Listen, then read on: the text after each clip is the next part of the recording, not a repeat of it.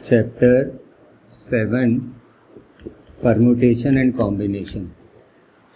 तो ये चैप्टर है ना काउंटिंग टेक्निक्स पर बना है। Permutation and combination are two counting techniques. Counting techniques बोल रहा हूँ मैं, काउंटिंग टेक्निक्स। ओके, काउंट करने के तरीके टेक्निक बोलते हैं, कई बार हम मेथड बोलते हैं। काउंटिंग दो तरह की होती है, एक होता है मटेरियल सेट की काउंटिंग। ये इजी है, किसी छोटी क्लास में अगर हम फर्स्ट सेकंड में भी किसी को पूछेंगे तो बता देगा how many number of students are present in the class, how many fans, how many chairs, clear. लेकिन एक होती है एब्स्ट्रैक्ट सेट की काउंटिंग। एब्स्ट्रैक्ट समझते हो? एब्स्ट्रैक्ट मतलब something which we can't see, which we can't touch. जैसे God है ना, गॉड एक एब्स्ट्रैक्ट कंसेप्ट है, वो दिखाई नहीं देता। उसको देखने के लिए हमको अलग अलग फोटो बनाते हैं, गणेश जी की, शिव जी की, समथिंग लाइक दैट। ऐसा ही कंसेप्ट है ये कि हमें दिखाई नहीं देती, तो जो काउंटिंग दिखाई नहीं देती वो कैसे कर लें यार। तो ये मेथड बने हुए हैं काउंटिंग के। कौन कौन से? Permutation and combination, clear. हम वो काउंटिंग नहीं सीख रहे जो बेसिक काउंटिंग थी, हम एडवांस काउंटिंग सीख रहे हैं, ये बोल रहा हूँ। क्लास 11-12 में जो ये काउंटिंग सीख लेता है वो प्रोबेबिलिटी भी अच्छी तरह कर लेगा। अगर ये काउंटिंग नहीं आई तो प्रोबेबिलिटी के क्वेश्चंस में बहुत दिक्कत आएगी। One of the important topic of algebra counting है, बिना काउंटिंग के आगे नहीं होएगा। अब काउंटिंग में आप 3 बातों का ध्यान रखेंगे। ये जो चैप्टर है ना बहुत स्टेप बाय स्टेप है, आपको ढंग से समझना पड़ेगा। फॉर्मूले वर्क नहीं करेंगे, फॉर्मूले नहीं होते, टेक्निक है ना, ये तरीका समझना पड़ेगा, अप्रोच समझनी पड़ेगी। हाँ कुछ फार्मूले हैं लेकिन फार्मूले से काम नहीं चलने वाला। आपको कंसेप्ट अगर समझ में आ गया तब तो बहुत आसान है। दूसरी बात, ये टॉपिक बहुत इंटरेस्टिंग है, आप इसको खुद ही समझ जाएंगे अगर ढंग से देखेंगे तो। मैंने यहाँ पे लिखा काउंटिंग में 3 इम्पॉर्टेंट कंसिडरेशंस, मतलब 3 महत्वपूर्ण ऐसी चीज़ें जिसे कंसीडर करना चाहिए, या हिंदी में कहूँ तो ध्यान देने वाली बातें काउंटिंग में। 3 सबसे ज़्यादा ध्यान देने वाली बात ये है, उनमें से पहली बता रहा हूँ कि जो ऑब्जेक्ट्स आपको दिए हैं काउंटिंग में, क्या उनका ऑर्डर इम्पॉर्टेंट है कि नहीं। ऑर्डर ऑफ ऑब्जेक्ट्स, तो पहले मैं यही लिखूँगा, order of objects. Okay, order of objects का मतलब हो गया वस्तुओं का क्रम, ऑर्डर। देखो ये जो परम्यूटेशन एंड कॉम्बिनेशन है ना, ये 2 काउंटिंग टेक्निक, एक टेक्निक में तो ऑर्डर ऑफ ऑब्जेक्ट्स इंपॉर्टेंट है और एक में नहीं है। अब इसके लिए मैं आपको एग्जांपल बता रहा हूँ, देख लीजिए। अगर मैं 3 आदमियों को बिठाऊँ ना, ये ABC 3 आदमी हैं, अगर मैं इनको एक लाइन में बिठाऊं, ठीक है, A, B और C को, तो देखते हैं मैंने A को यहाँ बिठाया, B को यहाँ, C को यहाँ, बीच में कौन बैठा है? B, है ना। B के राइट हैंड में कौन बैठा है? A, B के लेफ्ट हैंड में कौन बैठा है? C।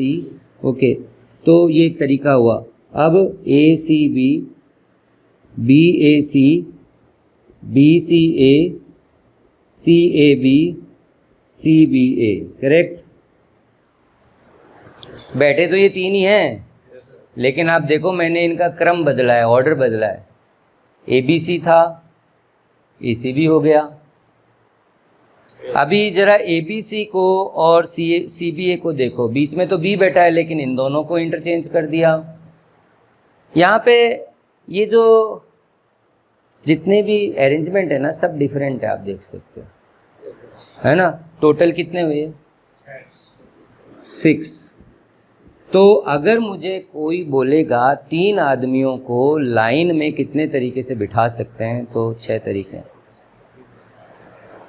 क्लियर। लेकिन अब जरा क्वेश्चन बदल रहा है, देखो बेटा आपके सामने 3 पॉइंट हैं इस बार। ये A है, ये B है और ये C है ना। तीनों ही पॉइंट लाइन में नहीं है ना, कोलिनियर नहीं है, हम क्या बोलते हैं? Non collinear. 3 non collinear points. अब मैं बोल रहा हूँ how many triangles we can form using these 3 points. तो देख लेते हैं, आपको भी दिखाई दे ही रहा है यार, एक ही ट्रायंगल बनेगा। अब आप बोलोगे triangle ABC, triangle ACB, triangle BAC, triangle BCA, triangle CAB, triangle CBA। बताइए क्या ये 6 ट्रायंगल हैं? मेरा क्वेश्चन ये था, count the number of triangles, how many triangles. तो अब आप चाहे ABC बोलो, चाहे ACB बोलो, चाहे BCA बोलो, ट्रायंगल तो एक ही है। तो जब मैंने ये क्वेश्चन रखा तो भैया ये कॉम्बिनेशन का है। कॉम्बिनेशन में ये इम्पोर्टेंट नहीं है कि ऑर्डर क्या है, कॉम्बिनेशन में, कॉम्बिनेशन का मतलब होता है सिलेक्शन। वो कौन से 3 पॉइंट हैं जिन्हें आपने सेलेक्ट किया, चाहे आप BAC बोल दो, चाहे CAB बोल दो, चाहे ABC बोल दो, ठीक है। तो दोनों में ही मामला अलग अलग है। जब बात आती है अरेंजमेंट की, लाइक सिटिंग अरेंजमेंट, यही ABC 3 चीज़ें, कितना आंसर आया 6। और यही ABC 3 चीज़ें जब बात आई थी मान लो सेलेक्ट करने की, ट्रायंगल कितने हैं, तो कितना आंसर था? कभी ये 6 हो जाता है, कभी ये 1 हो जाता है। ये परमुटेशन है, ये कॉम्बिनेशन, ठीक है।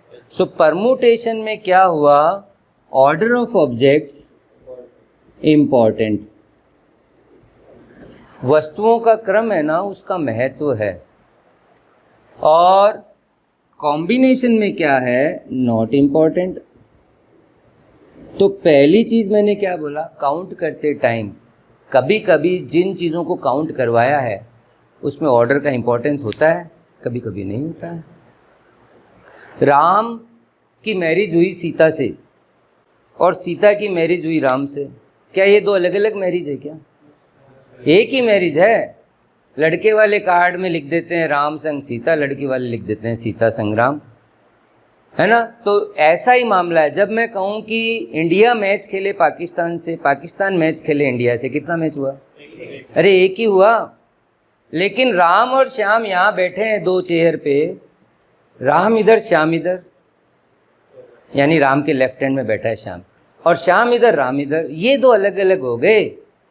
इधर देखना, इधर मैंने आपको 3 डिजिट दी, मैंने कहा नंबर बनाओ, तो आपने कहा 132, 123, ये अलग अलग है बिकॉज हर सीट की अपनी पोजीशन है। ये यूनिट प्लेस है, ये 10th प्लेस है। आपने जो 10th प्लेस पे था उसको यूनिट प्लेस पे भेज दिया, और जो यूनिट प्लेस पे था उसको 10th प्लेस पे भेज दिया, तो भैया नया नंबर बन चुका है। Number is an arrangement, word word word बनाते ना, वर्ड इज एन अरेंजमेंट। ये राम था, ये आर्म हो गया, word is arrangement, number is arrangement, sitting arrangement. Arrangement का मतलब होता है व्यवस्था, और जब हम व्यवस्था करते हैं ना तो वस्तुओं का क्रम महत्वपूर्ण होता है। परमुटेशन व्यवस्था है, व्यवस्थाओं की संख्या है। कॉम्बिनेशन चयन की संख्या है, सिलेक्शन की।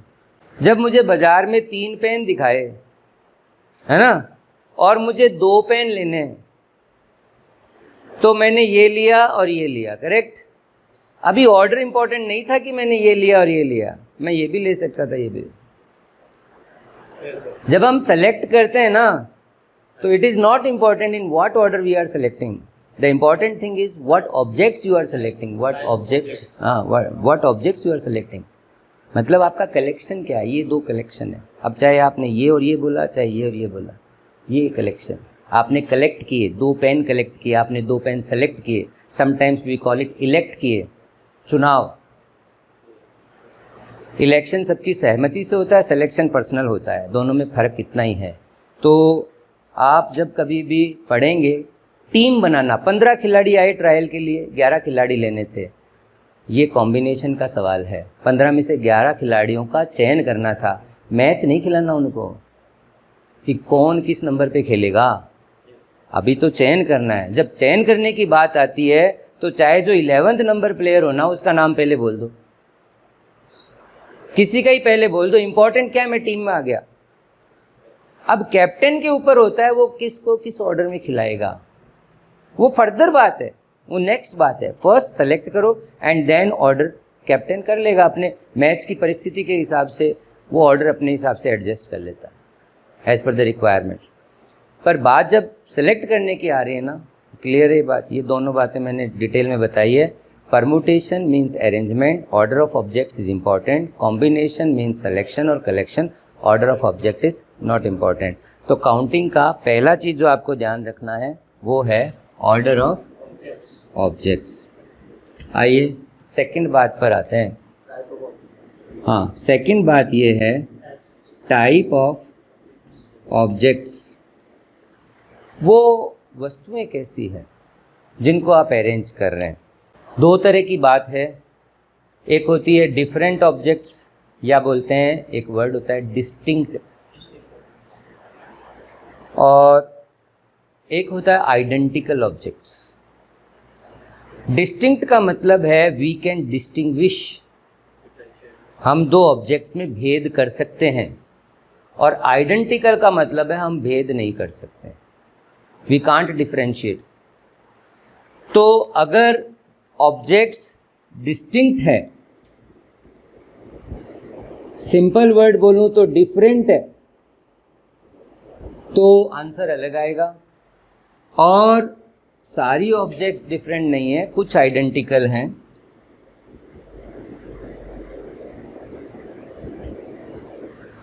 सारी डिफरेंट नहीं, चाहे दो ही आइडेंटिकल हो बाकी डिफरेंट हो तो भी आंसर अलग आएगा। इसको समझने के लिए इधर देखो, ये क्या था, राम वर्ड, इसमें 3 लेटर हैं, और अगर कोई मुझे बोलेगा कि इन लेटर से कितने वर्ड बना सकते हो, अच्छा कोई क्वेश्चन आए ना लेटर से कितने वर्ड बना सकते हो, तो ये मत सोचना ये मीनिंगफुल है कि नहीं, ये डिक्शनरी में है कि नहीं, सीमेंटिक्स नहीं देखते, उसका मीनिंग नहीं देखेंगे, है ना। मैथमेटिक्स में आपको केवल अरेंज करना है। तो बोले सर देखिए RMA, एक तो ये है ही ARM, AMR, MRA and MAR, कितने बने, 6 बने, करेक्ट है। अब देखिए ये है आम, मतलब 2 आइडेंटिकल हो गए। अब अगर आप बात करेंगे ना AMA, MAA, कितने बने, पहले भी 3 ऑब्जेक्ट्स थी, बाद में भी 3 ऑब्जेक्ट्स थी, पहले भी अरेंज किया, बाद में भी अरेंज किया, लेकिन पहले का आंसर बाद के आंसर के बराबर नहीं आ रहा। तो यहाँ पे डिफरेंस किस लिए आ रहा है, because of the type of objects. Clear. तो आपका आंसर अलग अलग आएगा। 2 बातें कर चुका हूँ। अगर परमुटेशन है, लाइक 3 ऑब्जेक्ट्स को अरेंज करना था लाइन में, 6 आया था अभी आपका, और वही बात थी कि कितने ट्रायंगल बनेंगे, 1 आया था ना, आंसर में फ़र्क आ गया था परमुटेशन एंड कॉम्बिनेशन में, वो आया था ऑर्डर ऑफ ऑब्जेक्ट्स की वजह से। दूसरी बात भी हो गई टाइप ऑफ ऑब्जेक्ट्स, है ना। अब तीसरी बात भी कर रहा हूँ। तो तीसरी बात देखेंगे बेटा, repetition of objects. Whether in the given question repetition of objects is allowed or not? Allowed or not allowed, है ना। अभी देखिए मुझे 3 डिजिट्स दी आपने, एक तो 1, एक 2, एक 3, और आपने कहा कि 3 डिजिट नंबर्स बनाइए। हाँ, अब 2 बात हो गई, सर 3 डिजिट नंबर्स बनाऊं यूजिंग दीज डिजिट्स, क्या मैं किसी डिजिट को मोर देन वंस यूज़ कर सकता हूँ? मोर देन वंस का मतलब कोई डिजिट रिपीट हो सकती है। तो एक तो बात हो गई रिपीटिशन इज अलाउड। किसका repetition? Repetition of digits is allowed. और एक हो गया रिपीटिशन इज नॉट अलाउड। बिल्कुल, अगर रिपीटिशन अलाउड नहीं है तब तो भी बताया ना 6 बनेंगे, 123, 132, 213, 231, 312, 321। लेकिन रिपीटेशन अलाउ हो गया ना तो 27 बन जाएंगे कायदे से तो। लेकिन अभी अपना कंसर्न ये नहीं है कितने बनेंगे, अभी अपना कंसर्न ये है कि ये आंसर अलग आएगा, ये अलग आएगा। तब आपके है ना 123, 132, 213, 231, 312, 321 ये तो बनेंगे ही। इसके अलावा ऐसे और बनने शुरू हो जाएंगे 112, 121, 211, 111, 222, 223। तो आप समझ लीजिए कि आंसर अलग आने वाला है। ये बात भी समझ गए। तो 3 इम्पॉर्टेंट बातें हैं, शुरू में ही बता दिए।